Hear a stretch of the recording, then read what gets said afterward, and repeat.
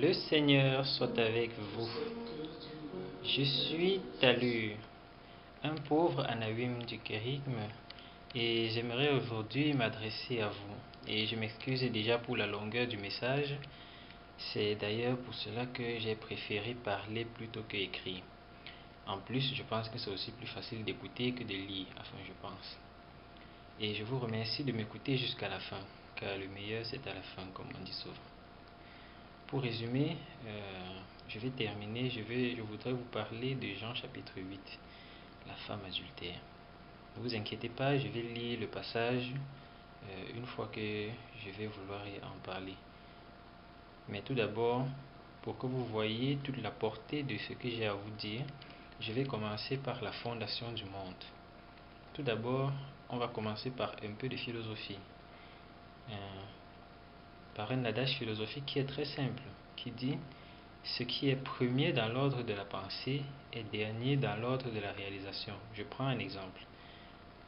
Ou bien je répète d'abord, ce qui est premier dans l'ordre de la pensée est dernier dans l'ordre de la réalisation. Je prends donc un exemple. Par exemple, un homme qui veut construire une maison. Sa pensée première, c'est la maison. Mais sa première réalisation, ce ne sera pas la maison. Sa première réalisation, ce sera peut-être les fondations. Ensuite, ce sera les élévations. Et finalement, c'est seulement sa dernière réalisation qui va correspondre à la maison qu'il avait en idée. Et donc, c'est sa dernière réalisation qui correspond à sa première idée. Donc, ce qui était premier dans l'ordre de sa pensée, sa maison, est finalement dernier dans l'ordre de la réalisation. C'est-à-dire la maison toujours. Et ce principe peut s'appliquer partout et dans tous les domaines. Maintenant, si vous comprenez ce principe qui est très simple, ce qui est premier dans l'ordre de la pensée est dernier dans l'ordre de la réalisation. Regardons maintenant un petit peu l'histoire de l'univers que nous raconte le livre de la Genèse. Le livre de la Genèse nous dit qu'au dernier jour, Dieu créa l'homme et la femme. Si donc Dieu a fait l'homme et la femme le dernier jour, ça veut dire que la pensée première de Dieu, c'était de faire l'homme et la femme le dernier jour. Je veux dire, la pensée première de Dieu, c'était lorsqu'il a créé le ciel et la terre, c'était pour que lorsqu'il va créer l'homme et la femme le dernier jour, que son œuvre soit complète et que l'être humain puisse s'y épanouir. La preuve, c'est non seulement qu'on dit que pour les autres choses que Dieu a créées, on dit Dieu vit que cela était bon, mais pour Adam et Ève, pour l'être humain, on dit Dieu vit que cela était très bon. Mais en plus de cela, Dieu a confié à l'homme de gouverner et de prendre soin du reste de la création. Tout ça pour dire quoi? Tout ça pour dire que l'être humain est le chef-d'œuvre de la création de Dieu. L'être humain est le chef-d'œuvre de Dieu. Et moi-même, je peux me dire, je suis le chef-d'œuvre de Dieu. C'est la raison pour laquelle je sais que je suis beau. Je suis même trop beau. Et toute personne est très beau et très belle devant Dieu. Personne n'est laid aux yeux de Dieu. Puisque nous sommes tous son chef-d'œuvre. Et en plus, le tarot que j'ai mangé là, le tarot là, Dieu a fait ça pour moi. Dieu a créé le tarot quelques jours avant de me créer pour qu'une fois qu'il m'aura créé, que le tarot soit déjà prêt. Et le tarot, Dieu a fait le tarot pour moi. Maintenant que nous savons que nous sommes beaux et belles pour Dieu, cela n'a cependant pas suffi à Dieu. Regardons un petit peu. Il y a 1000 ans, ou peut-être 10 000 ans, ou peut-être 1 million d'années, ou peut-être des milliards et des milliards d'années, il y avait quoi? Face à Dieu, il n'y avait rien. Il y avait le néant. Et puis Dieu, dans sa bonté, a décidé de créer. Dieu est donc devenu créateur et du néant est sortie la créature. Et bien que l'homme était la créature la plus belle, la préférée de Dieu, l'homme restait cependant une simple créature. Or, nous savons que le moustique est aussi une créature. Le goyavier est aussi une créature. La montagne est aussi une créature. Mais pour l'homme, qui est la créature préférée de Dieu, Dieu a voulu que nous puissions être appelés de créatures enfants de Dieu. Je prends encore un exemple. Imaginons Par exemple, qu'est-ce que je vais prendre? Imaginons quelqu'un qui aime beaucoup son chien. Il pourra l'aimer autant qu'il veut, mais son chien n'aura jamais la vie humaine pour autant. Et son chien ne l'appellera jamais papa. S'il pouvait faire que son chien l'appelle papa, il le ferait, mais il ne le peut pas. Pourquoi? Parce qu'il n'est pas tout-puissant. Or, Dieu, lui, il est tout-puissant. Et dans sa toute-puissance, Dieu va donner aux hommes un moyen d'être appelés ses enfants. Il invente donc le baptême. Bien, je vais faire une petite parenthèse sur le baptême pour lever sans détailler 4 petites nuances que j'estime importantes. Premièrement, le baptême, ce n'est pas la nouvelle naissance. Il y a plusieurs références pour l'expliquer, comme par exemple Marc 16,16, mais je préfère généralement ce que Jésus-Christ dit lui-même dans Jean chapitre 3. Et il le dit d'une manière claire et nette. Il faut retenir 2 versets qui sont même très proches. Jean 3,3 et Jean 3,5. Et quand Jésus parle, il pèse ces mots. Dans Jean 3,3, Jésus-Christ dit: Nul s'il ne naît d'eau, nul s'il ne naît de nouveau ne peut voir le royaume des cieux. Nul s'il ne naît de nouveau ne peut voir le royaume des cieux. Naître de nouveau, c'est la nouvelle naissance, c'est-à-dire donner sa vie à Jésus. Et on est tous d'accord, c'est absolument capital. Mais ça ne suffit pas, car Jésus-Christ dit très bien: celui qui donne sa vie à celui qui lui donne sa vie, celui qui naît de nouveau, ça lui permet seulement de voir le royaume des cieux. Donc croire ne suffit pas. Et certaines personnes refusent de se faire baptiser en disant qu'ils croient déjà en Dieu et cela les suffit. J'aimerais leur rappeler ce que Saint Jacques dit dans Jacques 2,19. Il dit: tu crois en Dieu, c'est bien. Les démons aussi croient en Dieu. Pourtant, ils croient et ils tremblent. Donc croire en Dieu, ça ne suffit pas. Et maintenant, Jésus-Christ dit, seulement 2 versets plus loin dans Jean 3,5, nul s'il ne naît d'eau et d'esprit ne peut entrer. Et maintenant, c'est naître d'eau et d'esprit qui te permet d'entrer. Donner ta vie à Jésus te fait seulement voir le royaume des cieux, alors que naître d'eau et d'esprit te fait entrer.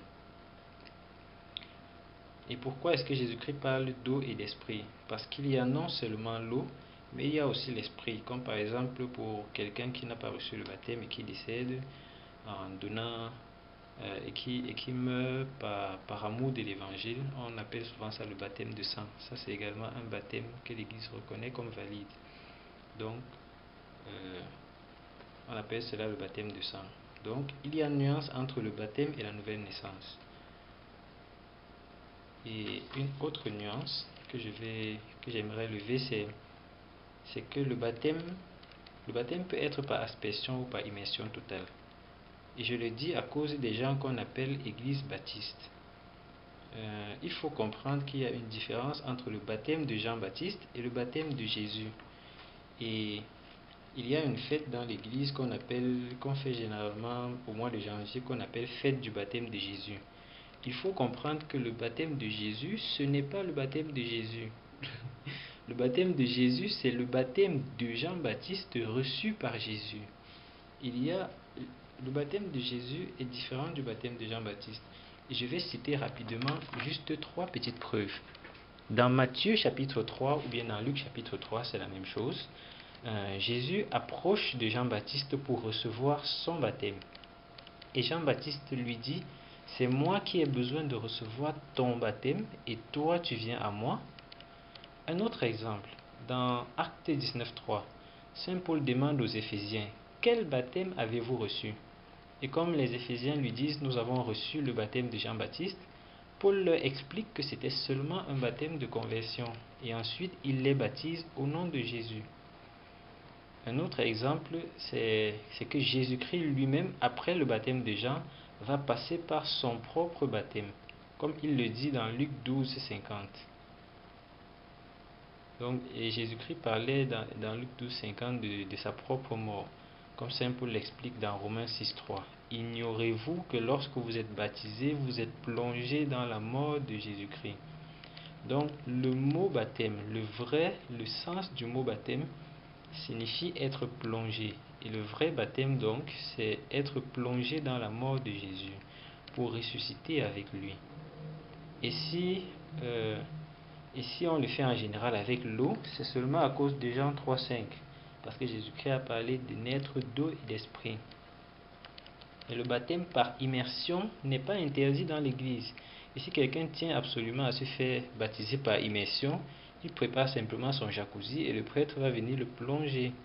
Donc, le prêtre, le baptême, que ce soit avec 3 gouttes d'eau, que ce soit avec 3 seaux d'eau, que ce soit 3 fois dans le fleuve Sanaga, la quantité d'eau peu importe peu. Troisième nuance que j'aimerais lever par rapport au baptême, c'est par rapport au baptême des enfants. Généralement, ceux qui s'opposent au baptême des enfants vont citer Marc 16,16, où Jésus-Christ dit: celui qui croira et sera baptisé sera sauvé. Et ils disent: comment est-ce qu'un bébé va croire? Mais il faut leur rappeler que Jésus ne nous envoie pas annoncer l'évangile premièrement aux bébés, mais aux adultes. Et ce sont les adultes qui doivent croire et être baptisés. Quant aux bébés, Jésus-Christ dit: laissez venir à moi les petits enfants. Et on a plusieurs exemples de familles entières qui ont été baptisées dans les Saintes Écritures, par Paul ou par Pierre. Et d'ailleurs, Saint Pierre dit après la résurrection de Jésus: répentez-vous et faites-vous baptiser. Car, répentez-vous, qu'est-ce qu'il dit exactement? J'essaie de me rappeler. Répentez-vous et faites-vous baptiser pour obtenir le pardon de vos péchés. Car la promesse est pour vous, pour vos enfants et pour ceux que le Seigneur voudra appeler. Je crois que c'est dans Acte 2, 38. Et le dernier argument, c'est que c'est même un argument qui est simplement logique. Pour donner la vie humaine à ton enfant, pour concevoir ton enfant, tu n'as pas demandé son avis, tu l'as simplement conçu. Alors pour lui donner également la vie divine par le baptême, tu n'as pas à lui demander son avis. D'autant que le démon non plus ne demande pas la vie de l'enfant pour le toucher par le péché originel. En plus, nous en Afrique, nous savons même que on peut toucher un enfant dans le ventre par la sorcellerie. Un enfant qui est encore dans le ventre peut être touché par la sorcellerie. Donc ça ne sert à rien d'aller chez le marabout ou dans les églises réveillées. Faites simplement bénir votre grossesse par un prêtre et faites baptiser votre enfant dès qu'il naît. Terminé, très simple.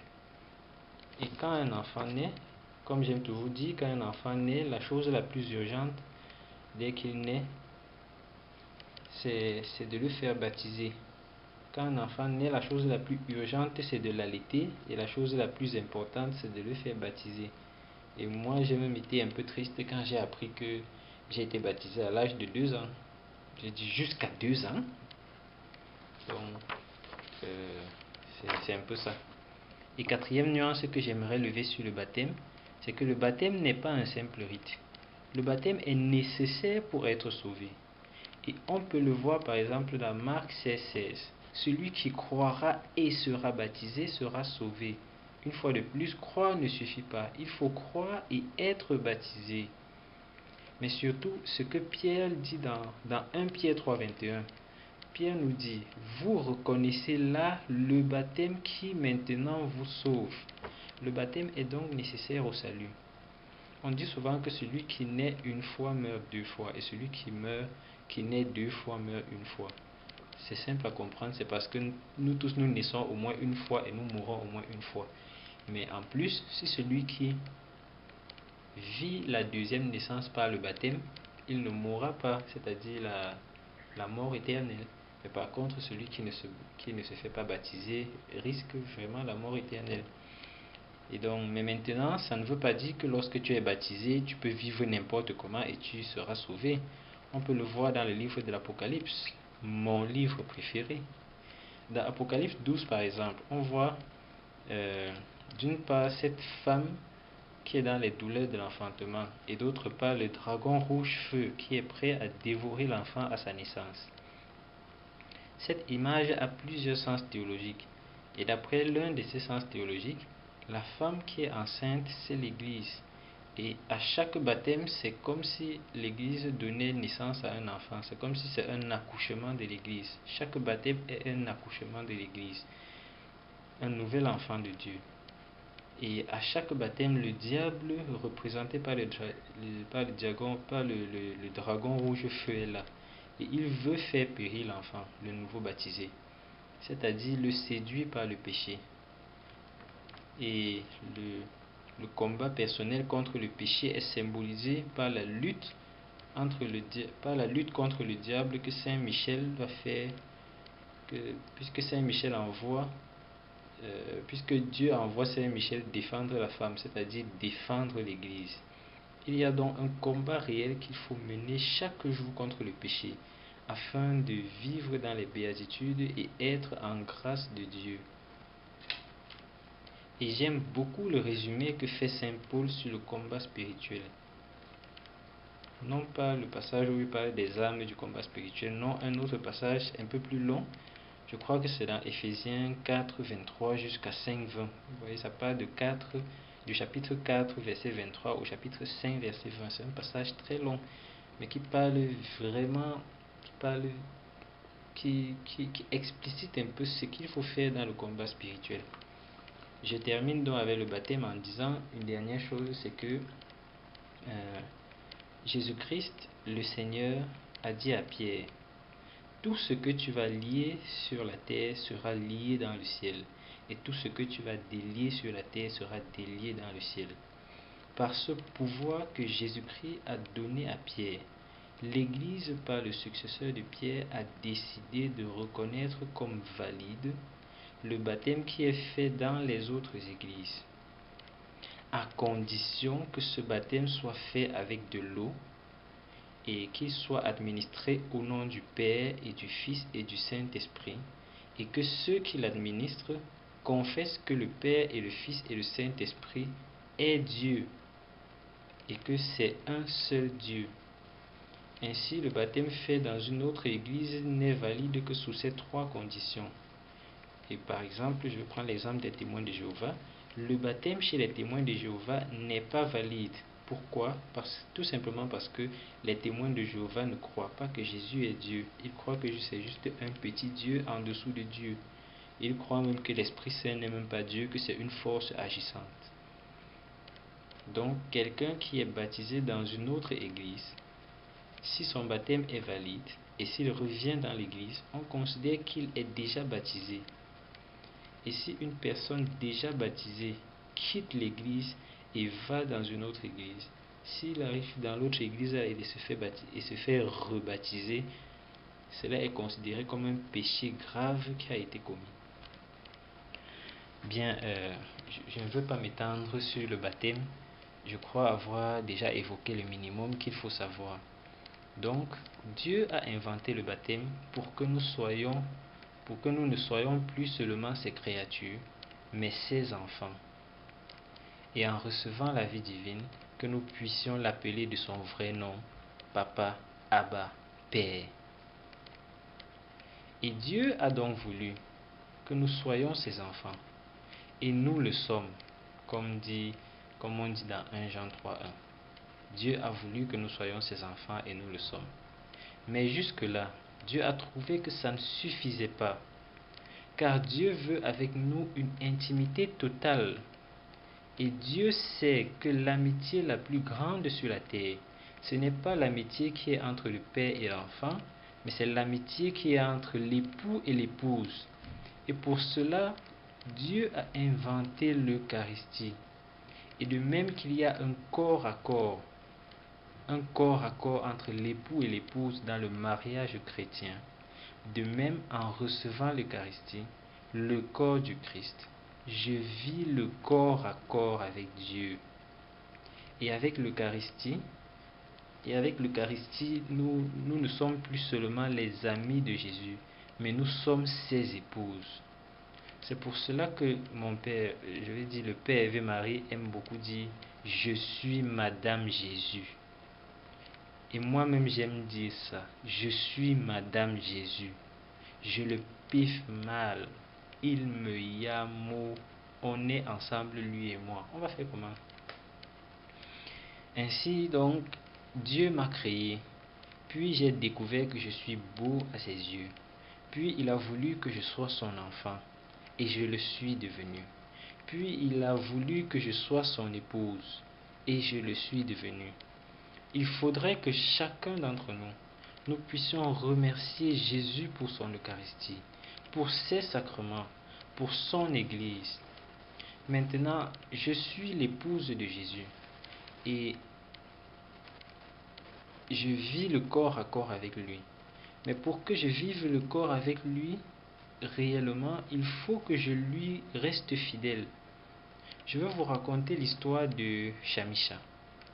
Shamisha, c'était une fille qui a reçu son baptême et qui, à l'âge de 11 ans, a terminé la catéchèse pour la première communion. Elle s'est préparée avec un grand dévouement et une grande piété pour ce grand jour.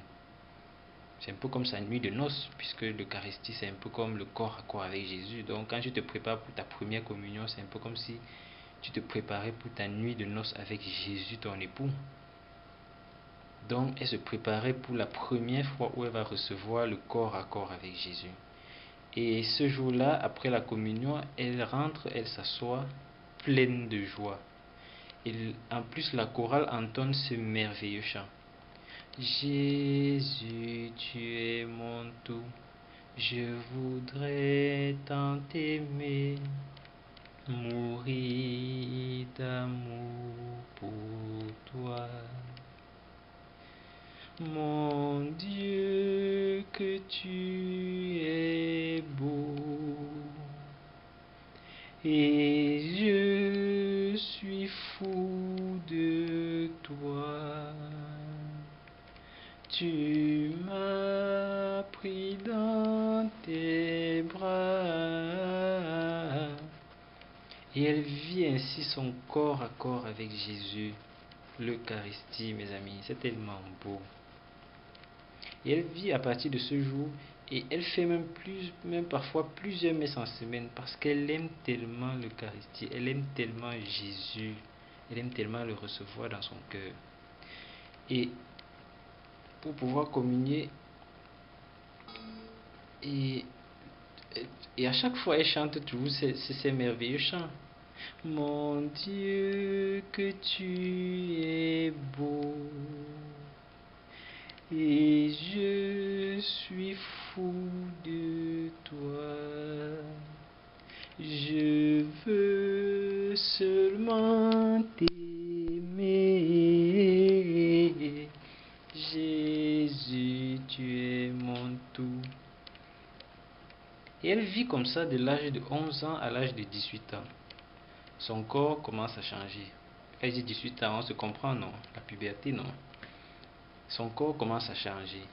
Et puis un certain Diego apparaît pour lui dire qu'elle est belle. Au début, elle hésite, mais elle finit par choisir le corps de Diego. Quand tu choisis le corps de Diego, ça veut dire que tu abandonnes le corps du Christ. Donc, elle a choisi le corps de Diego, malheureusement. Elle choisit le corps de Diego et c'est donc fornication et même concubinage qui s'ensuivent. Parce qu'un jour, entre le corps du Christ et le corps de Diego, elle a choisi le corps de Diego. Elle sait que si elle n'arrête pas, de forniquer avec le corps de Diego, elle ne peut plus recevoir le corps de Jésus. Si elle ne se confesse pas, elle sait qu'elle ne peut plus communier, mais elle a fait son choix et elle persiste.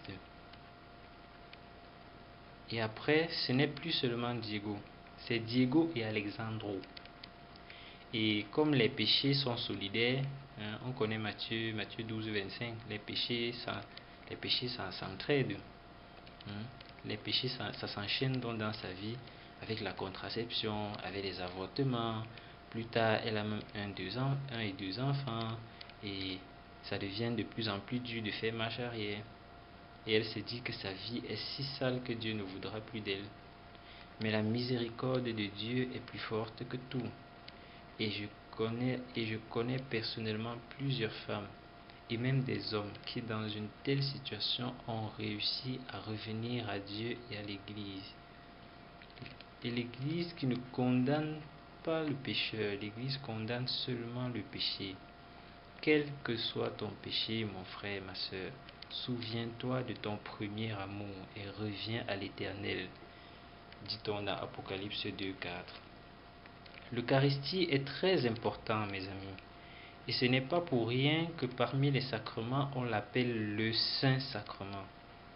Prenez régulièrement du temps pour aimer vous retrouver seul dans une chapelle, au pied du tabernacle, et rester là avec Jésus. La plus belle de toutes les prières, ce ne sont pas premièrement les prières que nous récitons, ni celles que nous disons. La plus belle de toutes les prières, c'est cette présence silencieuse, amoureuse avec Dieu. Et l'Eucharistie nous aide à vivre cette prière. Généralement dans les paroisses, il y a un ou plusieurs jours dans la semaine où l'Eucharistie est exposée. Mais combien de personnes y vont, ne serait-ce que pour passer 1 heure d'adoration silencieuse par semaine? On est nombreux dans les bars, devant la télévision, sur Internet, des heures durant. Mais pour l'adoration, on essaie de voir si on a le temps. Tous ceux qui n'ont jamais goûté cette prière silencieuse d'amour devant l'Eucharistie sont des chrétiens qui sont toujours un peu superficiels, disait mon père. Et il faut accepter de perdre du temps en silence au pied du tabernacle, en t'ennuyant, mais en t'ennuyant en présence de Dieu. Le Père Ave Marie aime souvent raconter une histoire là. Il dit, si j'avais été à la place de Jésus, j'aurais demandé quand j'instituais l'Eucharistie, j'aurais demandé à l'Église, après la consécration, qu'on fasse la liturgie de la parole. Et après la parole, qu'on mette le micro devant l'hostie consacrée, afin que Jésus, présent dans l'Eucharistie, fasse lui-même le sermon pendant 10 minutes. Ce qui est curieux, vous voyez, c'est que Jésus est réellement présent dans l'Eucharistie. Et il ne dit rien. Rien. Il ne parle pas. Il laisse des imbéciles de prêtres comme nous faire l'homélie pour essayer de vous aider à être chrétien, alors que lui-même il est là.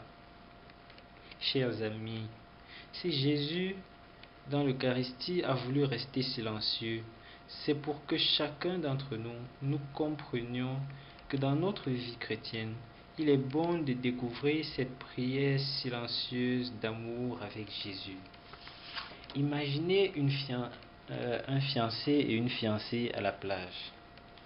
Ils s'asseyent sous le cocotier, les pieds dans le sable. La fille met sa tête sur l'épaule du gars et le gars passe sa main comme ça sur les épaules de la fille. Ils sont là tout simplement. La fille ne va pas commencer à dire au gars, je t'aime encore, je t'aime toujours, même si je ne t'aime plus, je t'aimerai encore, et tout et tout. Non, ils ne se disent rien. Ils sont là tout simplement l'un et l'autre en présence de l'être aimé. Et c'est ça la prière, être tout simplement en présence de Dieu. Et tu dois décider. Le tabernacle si on veut faire l'analogie avec l'histoire que je viens de raconter, c'est même une histoire toujours du Père et Marie. Si on veut faire l'analogie avec cette histoire, le tabernacle c'est la plage où Jésus, ton amoureux, t'attend chaque jour pour passer quelques instants avec toi, mon ami. Vas-tu le laisser attendre encore longtemps? À la messe après la communion, il faut que je garde toujours un temps de silence dans lequel je parle à Jésus que j'ai reçu dans mon cœur. Et c'est pour cela qu'il y a généralement un deuxième chant après la communion qui est très doux. J'ai encore une histoire. C'est l'histoire de cette jeune fille qui allait toujours à la messe le dimanche très tôt. Et chaque samedi soir, elle s'habillait, elle se préparait pour la messe du lendemain.